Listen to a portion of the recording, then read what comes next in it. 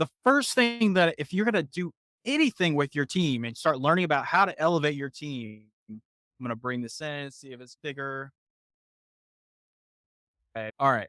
So what you're seeing here is just a concept or like a system that I want you to think about, or maybe you can even take a screenshot, or maybe actually inside your notes, you can start thinking about, you can write down people, and then you can write down all the people that you engage with on a regular flow base. So like your activities, your monthly activities, like the things you do that are negotiable that you need to do every single time that you work with your team.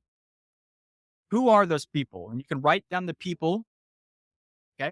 Now, in my case, like when I'm thinking about the context of building teams and building services and products experiences, so it may or may not be relevant, like this engineering business. But I say, if you work with a team, you have different disciplines, right? Your responsibilities. What I do is think about all the people that you engage with on a daily basis. Business, engineering, design, product, content, marketing. These are the people that I engage with every single day. Now, now what I want to do, I want you to think about the needs, the desires, the challenges, people that you every day with. What are some cool things that you are consistently talking with them about? Right? That's this basic understanding. I want you to think about what those things are.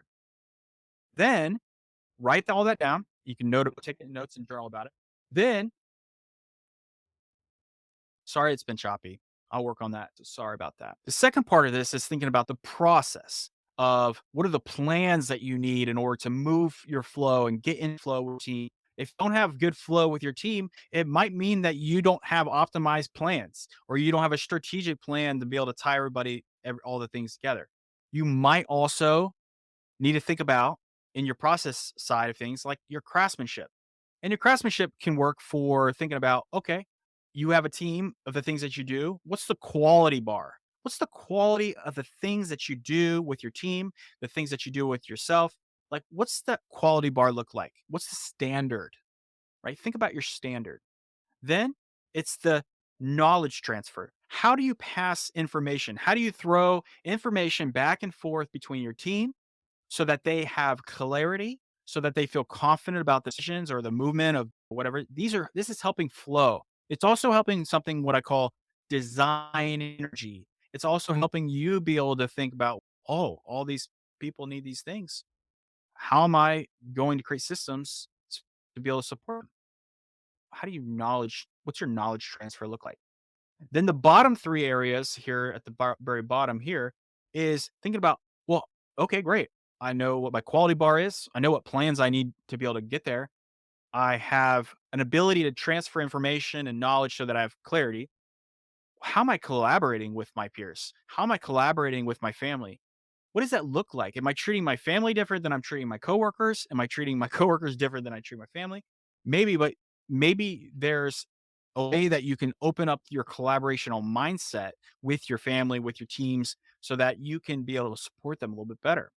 The same thing goes with communication. How well are you communicating on a daily, weekly, monthly basis with your peers, your team?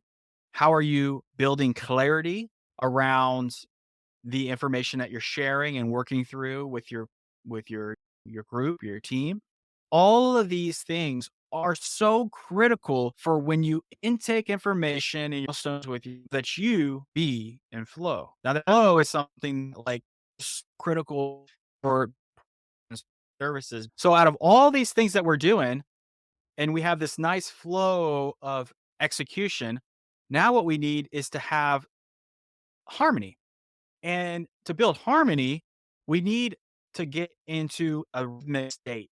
And the rhythmic is like thinking about from a Monday through Sunday, what are your consistent meetings? What are your consistent rituals? What are your consistent habits that you're going to be focused on?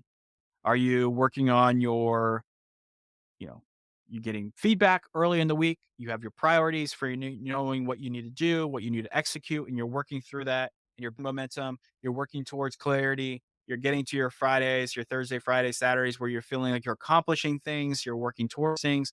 We want to get you into harmony. So it feels so good to create. It feels so good to make advancements. And you're still working with your team in a positive way. So it's like supporting everybody and it's super fun and invigorating and exciting. And so we really want to be able to create that rhythm flow. If you've never done one of these before, this is as simple as going into your notes, writing out Monday through Sunday, writing out all the meetings that are consistently like really scrutinize and examine your calendar and think about, wow, how much stuff do I do on a regular basis? And am I preparing for those moments? Am I anticipating the things that I might need?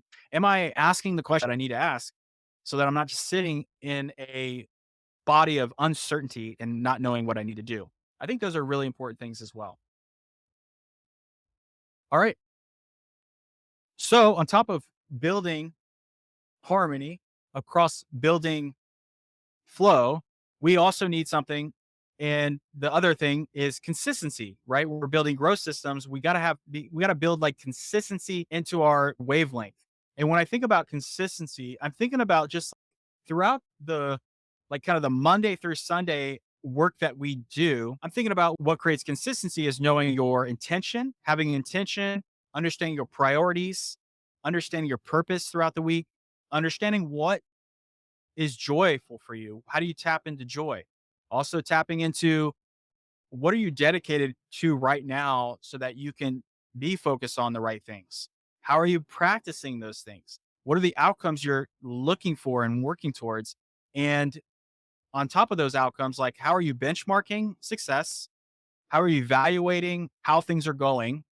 We have life scores for that, but you can also do that.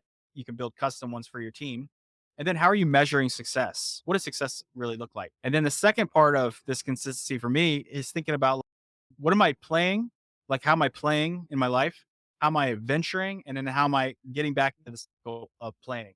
Super important to be able to have your growth systems in check. And this is another really growth system to really making sure that I'm tapping in and I know how to do these things on a regular basis. So as homework for this next session, I want to encourage you to think about how you might map out your team, how you might map out your projects, how you might map out your goals, how you might map out your priorities and map out your growth. What are you doing from this for the next 6 months for your growth? What are you doing to really establish really great priorities, great quality? So that's like part one of the homework. Part two of the homework is thinking about I want to encourage you to journal. If you could hear me today, I want you to journal about your top takeaways for today. Like thinking about like why do notes matter? I want you to think about mapping out some of these things that we talked about so you can understand like how do I what does my team look like? What do my projects look like? What are my goals looking like building out these things because the from all the teams that I've worked with and coached, it's like the misunderstanding of like in situations is demise of teams, but just asking more questions, even if it's your family, building the confidence and the courage to ask difficult questions and to be able to ask those questions so that you can build more clarity and reduce that uncertainty that you might be feeling.